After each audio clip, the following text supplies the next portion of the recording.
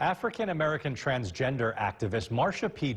faced intense discrimination during her relatively short life. But now, nearly 30 years after her death, she's being recognized as a trailblazer who fought for the rights of the most marginalized. Our Michael Scotto has the story as NY1 celebrates Black History Month. Randy Wicker's apartment looks like a shrine to Marsha P. The transgender activist who died in 1992 lived with Wicker for 12 years, a time Wicker recalls with fondness. She was just so charming and so much fun. For some in the LGBTQ community, Johnson is now seen as almost a saint. In the 1960s, she emerged against all odds to become an outspoken activist. At the time, Johnson worked as a prostitute and a performer to earn money, and had to deal with harassment, homelessness, violence, arrest, and prejudice. It wasn't just mainstream society out to hurt her.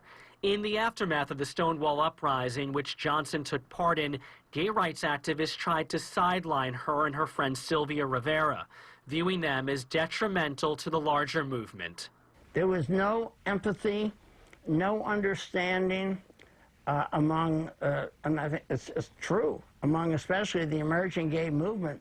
Their view of transvestites, really trans people versus drag queens, were that they were an embarrassment. Johnson and Rivera refused to be silenced. They founded Street Transvestite Action Revolutionaries, STAR, a group home to help gender nonconforming young adults.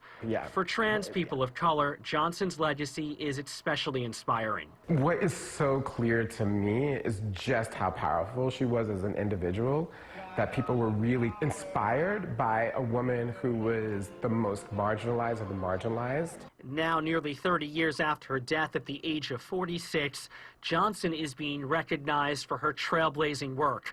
On February 1st, as Black History Month began, Governor Cuomo renamed the state park for her, and the city is planning a monument to both Johnson and Rivera. The tributes began 3 years ago when a new homeless shelter for LGBTQ young adults in the Bronx was named Marsha's House. It's progress, the head of that shelter says, yet also a reminder of how much work needs to be done for the transgender community. We haven't made that much progress where trans women of color in particular, have not been able to get the respect they need and the dignity that they need to be recognized as such. Only once transgender people are shown respect, activists say, will Johnson's full legacy be realized. Michael Scotto, NY1.